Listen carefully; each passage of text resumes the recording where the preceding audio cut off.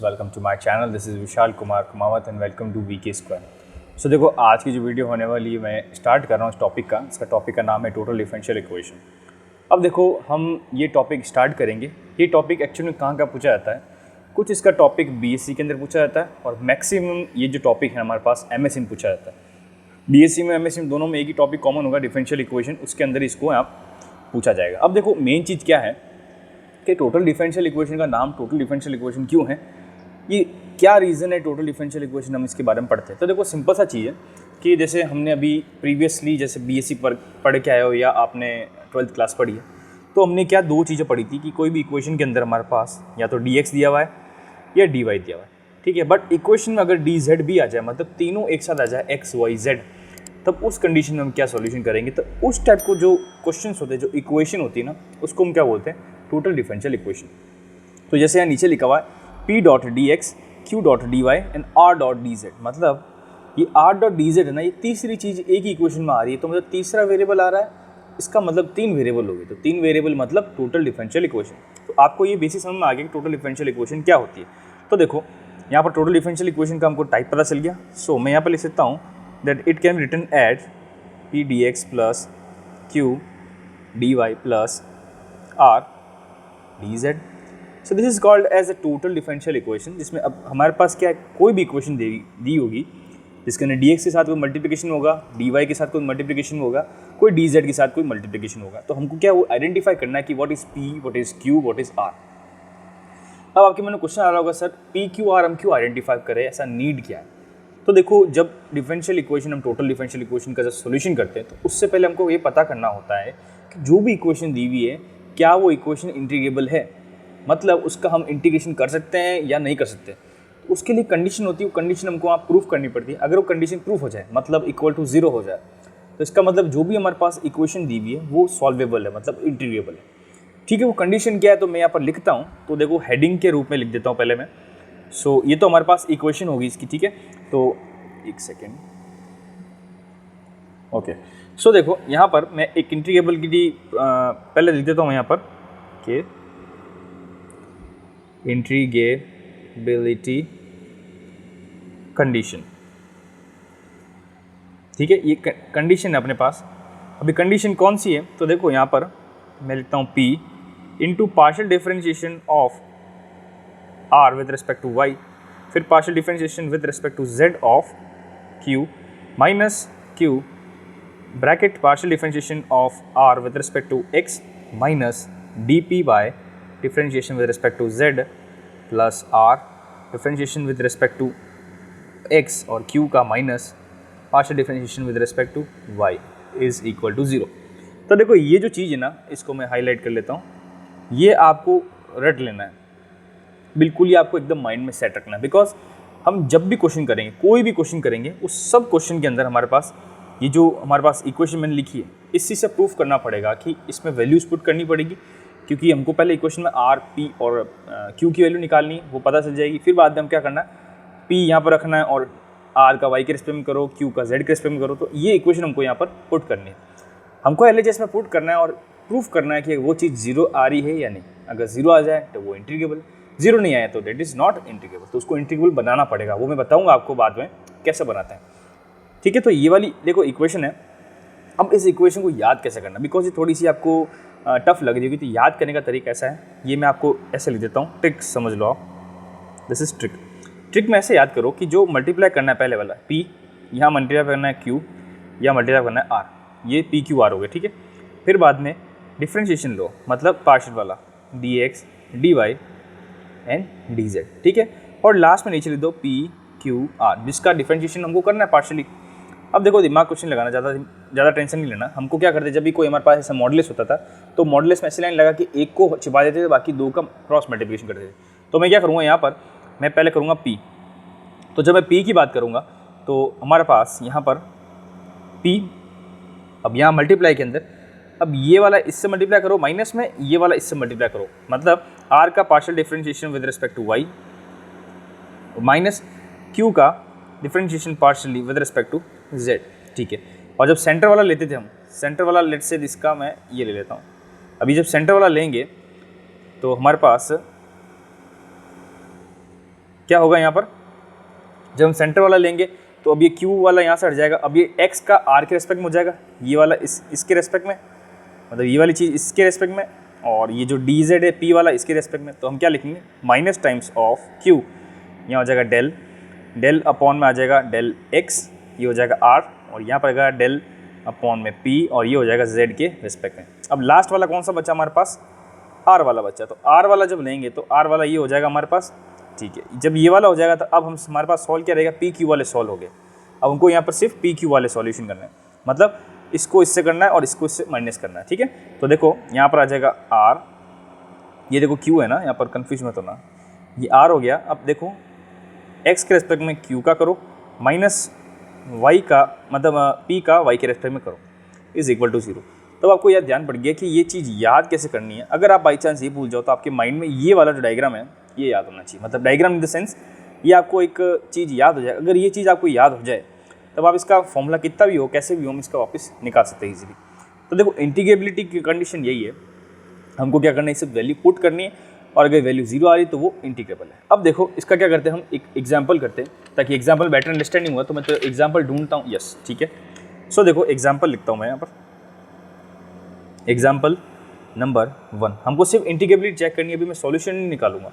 तो इंटीग्रेबिलिटी के लिए 2x plus Y square plus 2xz, और यहाँ पर आ जाएगा हमारे पास dx plus 2x dy plus x square dz is equal to 0। वापस चेक करें, 2x plus Y square plus 2zx 2xy x square dz is equal to 0। हमको चेक करना है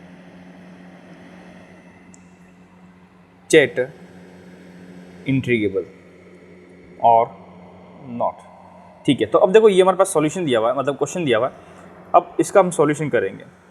तो अब मैंने क्या बोला था आपको, सिंपल सा पी क्यू आर पहले ये आइडेंटिफाई करना है। तो देखो यहाँ से हमको पी क्या मिल रहा है, जो dx के आगे वाला है, मतलब this is 2x plus Y square plus 2xz। फिर बाद में हमको पता है q क्या है, q जो dy के आगे वाला है, विच इज़ 2xy, और r क्या हमारे पास x square.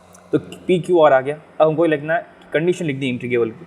So condition of integrable, तो देखो इंटीग्रेबल की जो कंडीशन निकालेंगे तो कंडीशन आपको बार बार वही 50 बार लिखनी पड़ेगी। कैसे, अब यहाँ पर p लिख दो, p के अंदर हमको दिमाग लगाना कैसे, r का q से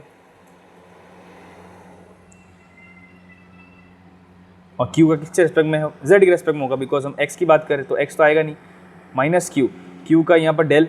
अब यहाँ पर क्या है x और z, दिस इज x मतलब डेल x डेल z। अब देख x से डेल z है तो यहाँ पर किसका था, हम q की बात करें तो p का x के रेस्पेक्ट में हो जाएगा, मतलब z के रेस्पेक्ट में, और r का हो जाएगा x के रेस्पेक्ट में। तो ये r हो गया, ये हो गया p, लास्ट बच्चा हमारे पास r। तो r का क्या हो जाएगा, del q by x minus में आ जाएगा हमारे पास del p by y is equal to 0।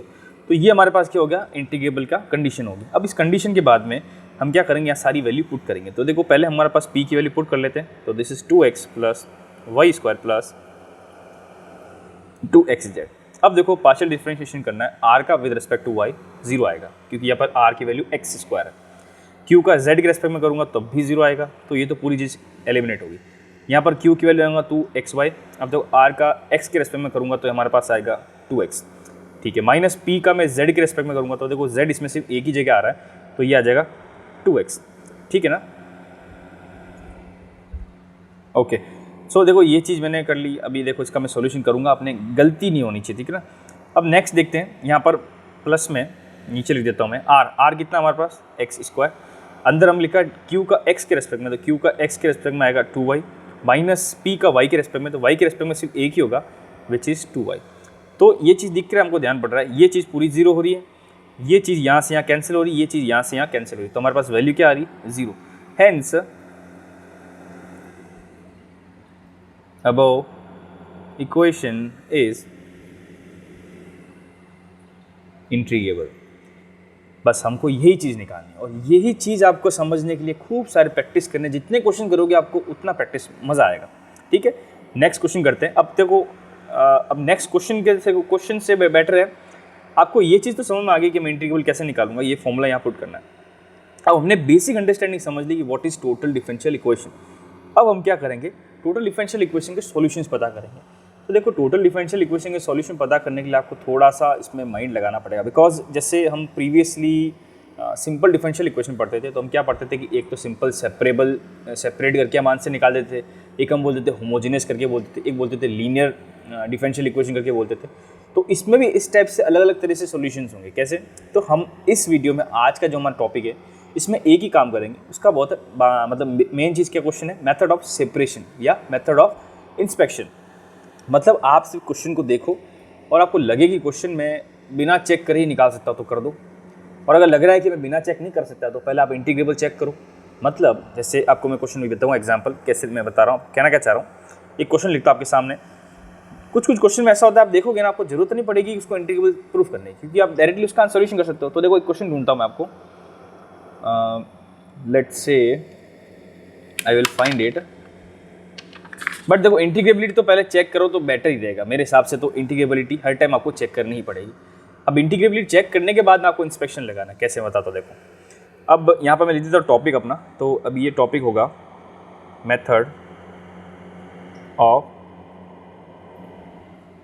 Inspection to find TDE, मतलब TDE का मतलब टोटल डिफरेंशियल इक्वेशन। अब मेथड ऑफ सेपरेशन में यही चीज़ आपके सामने कोई भी क्वेश्चन दिया हुआ उसको मैं सीधा सीधा अलग करके देखूंगे, हो जाए तो ठीक है, बढ़िया बात है, नहीं हो तब भी हमको दिमाग तो लगाना ही पड़ेगा, ठीक है ना। तो देखो एक क्वेश्चन करते हैं यहाँ पर, अच्छा क्वेश्चन करेंगे। So let's say it is question number 1। यहाँ पर लिखा हुआ है solve, this is not Y, this is Z, Y Z upon में आ जाएगा x² प्लस y², ठीक है।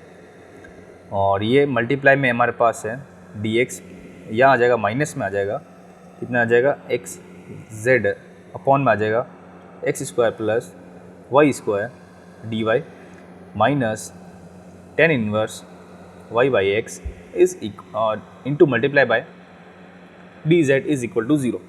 अब देखो हमारे पास ये क्वेश्चन है, इस क्वेश्चन को कैसे सॉल्व करना है, पहले वही चीज़ हमको चेक क्या करना है, इंटीग्रेबिलिटी चेक करनी है। अगर इंटीग्रेबिलिटी चेक कर लोगे आप, इसका सॉल्यूशन आराम से निकाल दोगे। तो देखो पहले क्या करूँगा, मैं इसका सॉल्यूशन करूँगा। सो लेट्स से दिस इज सॉल्यूशन, ये सॉल्यूशन। अब पहले क्या चेक करूँगा, P और Q और हमारे पास वो क्या वैल्यू है। तो देखो P की वैल्यू हमारे पास है yz अपॉन में x² plus y²। Okay, next Q is xz minus का अपॉन में x² प्लस y²। और यहाँ पर हमारे पास जो r है वो है हमारे पास minus times of tan inverse y by x. तो पी क्यू आर पता चल गया। अब हमको इंटीग्रेबिलिटी वाली इक्वेशन लिखनी है, तो कंडीशन लिखनी है, कंडीशन ऑफ इंटीग्रेशन। तो कंडीशन इसकी क्या होगी, p मल्टीप्लाई में डेल अपॉन में y r का माइनस q अपॉन में z minus q times of del upon x of r minus del p del z minus की जगह प्लस आ जाएगा यहाँ पर, फिर डेल का करेंगे x के रेस्पेक्ट में q और माइनस आ जाएगा ये p का y के रेस्पेक्ट में। ये हमारे पास होगी कंडीशन। अब देखो आप खुद ही देखिए कि अगर मैं डायरेक्ट करना चाहूँ कि ये मतलब y के रेस्पेक्ट में पार्शियल डिफरेंशिएशन r q का है किसी का भी, तो मैं अगर डायरेक्ट लिखूँगा तो हमारे पास थोड़ा सा टफ हो जाएगा। तो मैं क्या करता हूँ, ये जो चीज़ें ना, इन सब चीज़ों को मैं अलग से अभी निकाल के रख देता हूँ ताकि बाद में क्या सीधा पुट करना है। सो हम क्या करेंगे, डायरेक्ट चीज़ें सॉल्व करेंगे। सो यहाँ पर मैं लिख देता हूँ कि dr by dy is equal to, अब r का y के रेस्पेक्ट में हमको पार्शियल डिफरेंशिएशन करना है। तो पहले तो पता है हमको कि tan इनवर्स y का कितना होता है, 1 अपॉन में 1 प्लस y² अपॉन x², और फिर बाद में y बाई एक्स का हम y के रेस्पेक्ट में करेंगे तो ये हो जाएगा 1 अपॉन x। अब देखो यहाँ क्या होगा, ये x² के साथ एलसीएम हो जाएगा, तो नीचे तो हमारे पास आ जाएगा x² प्लस y²। फिर यहाँ पर क्या होगा, नीचे अपॉन में होगा x², ऊपर जाएगा तो x², तो ये वाला x उससे x से, ये वाला x उससे कट जाएगा, तो हमारे पास क्या आ जाएगा माइनस टाइम्स ऑफ x। ठीक है, नेक्स्ट dr, अब r किसके साथ और x के साथ में, तो इसको x के साथ में भी करते हैं, तो वापस सेम टू सेम चीज़ है, 1 प्लस y² x²। अब देखो यहाँ x के साथ में करेंगे तो x तो अपॉन में आ रहा है y बाई एक्स, तो यहाँ हो जाएगा माइनस y बाई x²।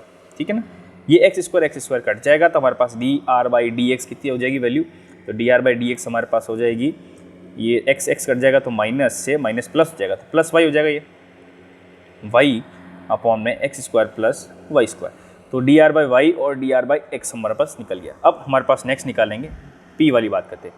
तो पहले पी का क्वेश्चन में कहाँ पर है, ये लिखा हो जेड, तो जेड के रेस्पेक्ट में कर लेंगे। तो ये मैंने जेड के रेस्पेक्ट में किया। तो देखो पी कहाँ पर है, ये जेड के रेस्पेक्ट में करेंगे तो हमारे पास जेड यहाँ से कैंसिल हो जाएगा और सिर्फ वाई रह जाएगा। तो this will be Y upon x square plus Y square. Okay, फिर पी का और किसके रेस्पेक्ट में करना है, तो पी का लिखा वाई के रेस्पेक्ट में। तो पी का वाई के रेस्पेक्ट में करेंगे तो हमारे पास z upon x square plus Y square आ जाएगा। फिर बाद में हम क्या बात करेंगे, हमने आर कर दिया, पी कर दिया, अब क्यू की बात, क्यू का जेड के रेस्पेक्ट में करते हैं पहले। तो डी क्यू बाय जेड। तो देखो जेड के रेस्पेक्ट में करेंगे क्यू का, तो हमारे पास minus times of x upon में आ जाएगा x square plus Y square. फिर हमारे पास क्यू का किसके रेस्पेक्ट में करेंगे, हम यहाँ पर लिखा हुआ एक्स के रेस्पेक्ट में करेंगे, किसके, एक्स के। तो एक्स का जब करेंगे तो यहाँ पर आ जाएगा minus times of z upon में x square plus Y square. अब क्या करें, सारी वैल्यू जितनी हमने निकाली सब वैल्यू पुट करते हैं। तो पहले देखो क्या लिखा हुआ यहाँ पर पी, ये जो इक्वेशन दी हुई, let's say this is equation number 1, this is second. तो सेकेंड इक्वेशन में क्या करेंगे, सब वैल्यू पुट करेंगे। तो पी की वैल्यू कितनी है हमारे पास, Y Z upon x square plus Y square.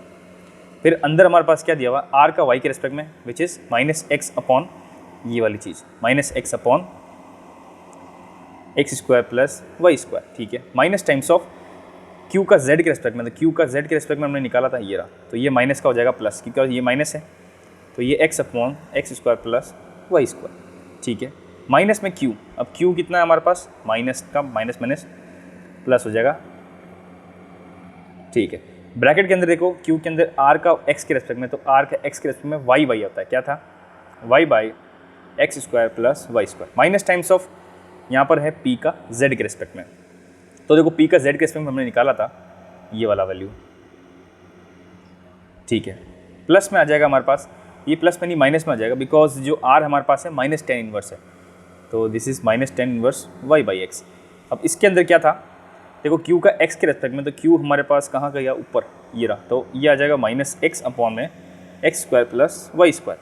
अब माइनस के अंदर ये माइनस का है ना, ठीक है, माइनस में फिर पी का वाई के रेस्पेक्ट में, तो पी कहाँ पर है, पी का वाई के रेस्पेक्ट में ये किया हमने, तो ये माइनस का हो जाएगा हमारे पास पी का वाई के रेस्पेक्ट में।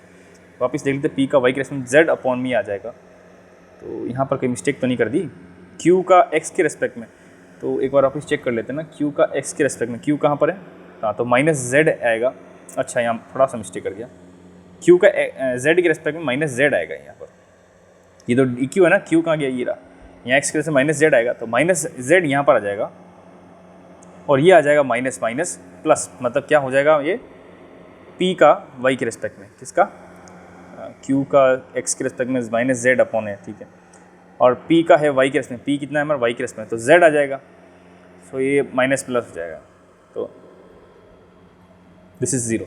तो देखो ये चीज़ हमने निकाली, ये चीज़ से क्या दिख रहा है, ये चीज़ से कैंसिल, ये चीज़ इससे कैंसिल, ये वाली चीज़ इससे कैंसिल, तो हमारे पास ज़ीरो क्या हो गया, सो द इक्वेशन इज इंट्रीगेबल। अब देखो इंट्रीगेबल है तो हम क्या करना, वापस पहले इक्वेशन लिखो, क्या इक्वेशन थी हमारे पास, वाई जेड अपॉन में x square plus Y square D x, minus में हमारा था एक्स जेड अपॉन में x square plus Y square D Y minus tan inverse Y by X dot D Z is equal to zero. अब देखो ये वापस मैंने क्यों लिखवाई, ये मेरे लिखवाने का ये मोटो था कि अब आपको चेक करना है कि मैं इसको किस टाइप से करूँ, क्योंकि हम जो कर रहे हैं ना वो हम कर रहे हैं मेथड ऑफ इंस्पेक्शन, मतलब हमको देख के पता करना है कि इसको कर सकते हैं नहीं कर सकते। तो आप खुद ही देखो कि अगर मैं एक्स स्क्वायर वाई स्क्वायर को मल्टीप्लाई कर दूँ सबसे और यहाँ पर जेड बाहर ले कॉमन ले लूँ, तो हमारे पास ये चीज़ सॉल्वेबल है। कैसे, मैं बताता हूँ आपको। मैं इस पूरे को मल्टीप्लाई कर लेता हूँ एक्स स्क्वायर वाई स्क्वायर से, तो हमारे पास यहाँ क्या हो जाएगा, Y Z D x minus X Z D Y minus x square Y square into tan inverse Y by X D Z is equal to zero. और ये जो चीज़ है ना टेन इनवर्स वाली चीज़, ये डी जेड वाली, ये मैं पूरी आर एच एस में ले जाऊँगा, तो ये हमारे पास हो जाएगा इक्वल टू ये हो जाएगा। अब मैं क्या करूँगा, यहाँ से जेड कॉमन लूँगा, तो Y dot D x minus X dot D Y is equal to X square plus Y square into tan inverse Y by X into D Z. अब जो चीज़ें जहाँ पर है वहाँ पर लेके आ जाते हैं, मतलब एक्स का एक्स की तरफ में वाई जेड वाला और जेड वाला जेड की तरफ में, तो यहाँ पर आ जाएगा Y dot D X dot D Y upon में आ जाएगा x square plus Y square into tan inverse Y by x is equal to D Z upon Z. अब देखो let's say this is equation number 3। अब हमारे पास R H S के अंदर तो डी जेड बाई जेड आ रहा है, इसका तो मतलब लॉग हो जाएगा। बट यहाँ पर देखो क्या करना है, यहाँ पर क्या चीज़ हो रही है, देखो यहाँ पर दिमाग लगाना है। मैं अगर 10x को t लेट कर दूँ बाई चांस, तो ये जो हमारे पास y dot D x minus X dot D Y upon x square plus Y square है, ये चीज़ आएगी, बिल्कुल आएगी। कैसे करके देखते हैं। Let 10 inverse y by x is equal to T. मैंने क्या बोला, इसको t लेट किया। जब यहाँ पर टी लेट करेंगे तो LHS में हमारे पास डिफरेंशिएशन करना पड़ेगा। इसका डिफरेंशिएशन करेंगे तो क्या आएगा हमारे पास, 1 अपॉन में 1 plus Y square upon x square, ये तो 10 इनवर्स क्या। फिर बाद में y बाई एक्स का करना पड़ेगा, तो यहाँ पर आएगा x into D Y minus Y into D X upon में आ जाएगा कितना, एक्स स्क्वायर। ठीक है, तो इज़, और ये तो करने की जरूरत नहीं, is equal to D T. अब देखो यहाँ पर ये जब इसका एलसीएम लेंगे तो यहाँ पर तो 1 अपॉन में x square plus x square आ जाएगा, और ये जो नीचे एक्स स्क्वायर होगा वो इससे कट जाएगा, और ऊपर हमारे पास क्या आ जाएगा, X dot D Y minus Y dot D X is equal to D T. अब देखो ये जो चीज़ आ रही ना, ये वाली चीज़ में आ रही बिल्कुल, बस यहाँ पर क्या है, माइनस का आ जाएगा। तो मैं क्या करूँगा, यहाँ पर माइनस कॉमन ले लूँगा, तो माइनस कॉमन लूँगा, ये माइनस कॉमन ले लिया, D x minus X dot D Y upon x square Y square is equal to D T. दिख रहा है, और ये माइनस में यहाँ लेके आ जाऊँगा, तो बिल्कुल दिख रहा है। तो ये जो इक्वेशन है LHS के अंदर, इस इक्वेशन को मैं कैसे लिख दूंगा, that this can be written as d t upon t minus का इज इक्वल टू RHS में तो z है। ठीक है, अब इसका जो सॉल्यूशन करेंगे, इसका सॉल्यूशन क्या आएगा, minus times of log t is equal to log z plus log c, constant मान लिया, तो ये हो जाएगा हमारे पास 1 upon t is equal to z c. ये इक्वेशन आ गई। अब क्या करना, वही वैल्यू काम है हमारे पास, टी की वैल्यू पुट कर लो। तो यहाँ पर टी की वैल्यू क्या है, तो टी की वैल्यू हमारे पास है 10 इनवर्स y बाई एक्स, यही प्लेट करी थी हमने, is equal to z c. इसको थोड़ा सिंप्लीफाई करेंगे, तो जब सिंप्लीफाई करेंगे तो ये हमारे पास हो जाएगा Z C into 10 inverse y by x, या जेड सी को मैं उधर लेके चला जाऊँगा तो ये 1 अपॉन जेड सी हो जाएगा। अब देखो हमारे पास आंसर तो आ गया, मैं इसको और सिंप्लीफाई करूँगा तो मैं y by x is equal to 10 1 by z c, इसमें चेंज कर दूंगा, and this is the answer of this equation. तो हमने किस टाइप से आंसर निकाला, आपको यहाँ पर ये मेथड समझ में आना चाहिए। अगर मेथड समझ में आ गया तो आपके सामने कुछ भी क्वेश्चन है, कैसा भी क्वेश्चन है, किसी भी लेवल का क्वेश्चन है, आप इजीली कर लोगे। ठीक है, एक और क्वेश्चन करते हैं, और ये इसका शायद लास्ट क्वेश्चन हो सकता है। सेकंड क्वेश्चन में क्वेश्चन लिख देता हूँ, solve y square plus z square minus x square D x minus 2xy d Y minus 2xz d Z is equal to 0। एक बार क्वेश्चन वापस चेक कर लेता हूँ, क्वेश्चन गलत नहीं होना चाहिए। ठीक है, ओके, क्वेश्चन इज ओके। अब देखो यहाँ क्या करना है हमको, यहाँ पहले हमको वही चीज़ सिंपल सा है कि व्हाट इज़ पी, पी हमारे पास है y square plus z square minus x square, what is q, q is equal to minus times of 2xy, और r is equal to minus times of 2xz। अब देखो ये चीज़ें P Q R पता चल गई। अब देखो यहाँ पर एक चीज़ आपको बताना चाहता हूँ, कोई भी आप किताब ले लेना, उस किताब में इंटीग्रेबिलिटी का बार बार सोल्यूशन करके देंगे नहीं आपको, ये आपको खुद को करना पड़ेगा। तो इसलिए आपकी इसकी प्रैक्टिस अच्छी होनी चाहिए। तो देखो इसका जो फॉर्मूला इंटीग्रेबिलिटी का वो क्या है, पी हम किसके रेस्पेक्ट में किसका करेंगे, हम यहाँ पर करेंगे वाई का, आर के रेस्पेक्ट में, यहाँ करेंगे हम क्यू का, किसके रेस्पेक्ट में, जेड माइनस क्यू, यहाँ पर आ जाएगा डेल आर अपॉन में आ जाएगा del x minus del p upon del z plus r del q upon del x minus del p upon del y is equal to 0। तो अब देखो यहाँ जो चीज़ें हम यहाँ पुट कर लेते हैं, तो यहाँ पुट करेंगे पी की वैल्यू, मतलब y square plus z square minus x square. Okay, यहाँ पर आर का वाई के रेस्पेक्ट में, तो आर का वाई के रेस्पेक्ट में हमारे पास 0 होगा, क्यू का जेड के रेस्पेक्ट में भी 0 हो जाएगा, माइनस टाइम्स ऑफ क्यू, तो ये हो जाएगा प्लस टाइम्स ऑफ 2xy। ठीक है, आर का एक्स के रेस्पेक्ट में, तो आर का एक्स के रेस्पेक्ट में होगा minus 2z, minus times of P का जेड के रेस्पेक्ट में, तो जेड के रेस्पेक्ट में ओनली एक ही आ रहा है, तो ये हो रहा है हमारे पास माइनस 2z। ओके, यहाँ पर प्लस में r कितना हमारे पास, तो ये माइनस में आ जाएगा नेगेटिव में, विच इज़ 2xz, और ब्रैकेट के अंदर q का x के रिस्पेक्ट में, तो x के रिस्पेक्ट में आ जाएगा 2y minus times of p का y के रिस्पेक्ट में, तो हमारे पास ये भी 2y आ जाएगा। तो देखो उसका जब सॉल्यूशन करेंगे तो ये चीज़ तो पूरी कैंसिल हो जाएगी। यहाँ पर क्या हो जाएगा, माइनस टाइम्स ऑफ 2 तो ये आ जाएगा 4xy xzy, या माइनस माइनस प्लस हो जाएगा और ये भी हो जाएगा 4xzy। So this will gives us 0। So it is integrable. अब हमको ये ध्यान पड़ गया कि इंट्रीगेबल। अब देखो यहाँ पर थोड़ा सा दिमाग लगाना, मैं इसमें क्या क्या सोच सकता हूँ, क्योंकि क्वेश्चंस क्या है, अब यहाँ पर हम कर क्या रहे हैं, method of inspection. Method of inspection में यही काम होता है कि आपको सोचना पड़ता है कि इसकी पॉसिबिलिटी क्या क्या बन सकती है। तो देखो मैं पहले क्वेश्चन को एक बार वापस लिखूंगा। So we will write again y² plus z² minus x², क्योंकि हमको यहाँ पर अब सोचना पड़ेगा। ये जो सोचने वाली चीज़ है ना, क्वेश्चन यहाँ तक आने से पहले आप कर लेना अपने आंसर शीट में, नहीं तो यहाँ पर आके आप फंस जाओगे, फिर आप बोलोगे यार क्वेश्चन ही सॉल्व नहीं करा। Is equal to 0। अब देखो यहाँ पर मैं इसमें क्या दिमाग लगा सकता हूँ, क्या मैं यहाँ पर dx के अंदर चीज़ें लिखी हुई, इस चीज़ को मैं dx से कॉमन लेके बात निकाल सकता हूँ। मतलब ये जो माइनस x² है ना, इसको मैं प्लस करके देखूँ, मतलब y² z², यहाँ पर प्लस x²। अब अगर ये प्लस x² होगा हमारे पास, आप खुद ही देखिए, तो यहाँ पर इसके साथ में हमारे पास प्लस का 2 मतलब माइनस का 2 लगेगा, क्योंकि एक माइनस होगा। तो मैं क्या करूँगा, ये minus times of 2x² d² लिख दूँगा, या minus 2xy dy minus 2xz is equal to 0। अब आप खुद देखो कि मैं क्या करता हूँ, ये जो माइनस माइनस टर्म है ना, ये मैं LHS पर RH में लेके चला था, पॉजिटिव करना है। तो यहाँ पर x² y² plus z² dx is equal to, यहाँ पर आ जाएगा 2 times of x² d² plus में 2xy dy प्लस में 2xz। अब देखो dz है ना, ये dz है, dx कहाँ लिख दिया, ये छोटी छोटी मिस्टेक होती है ना, क्वेश्चन गड़बड़ हो जाता है। ठीक है, अब देखो RHS में मुझे यहाँ पर x कॉमन दिख रहा है और 2 भी कॉमन दिख रहा है, तो मैं 2 और x दोनों यहाँ कॉमन ले सकता हूँ, या 2 को रख दूँ, सिर्फ x कॉमन ले लेता हूँ। तो मैं क्या करता हूँ, यहाँ पर x कॉमन ले लेता हूँ। तो LHS तो सेम टू सेम, यहाँ मैं x कॉमन ले लिया, तो यहाँ पर आ जाएगा 2x dx plus 2y dy plus 2z dz। Yes, तो ये तो सॉल्वेबल है। कैसे, देखो ये जो चीज़ दी हुई x² plus y² plus z², अगर मैं इसको t लेट करूँ और इसका डिफरेंशिएशन निकालो, तो हमारे पास क्या होगा, 2x dx plus 2y dy plus 2z dz, और ये हमारे पास ये चीज़ यहाँ पर आ गई। तो मैं क्या करूँगा, ये जो चीज़ है ना, ये लाऊंगा इसके नीचे, और यहाँ पर जो RHS में x है, ये x इसके नीचे आ जाएगा।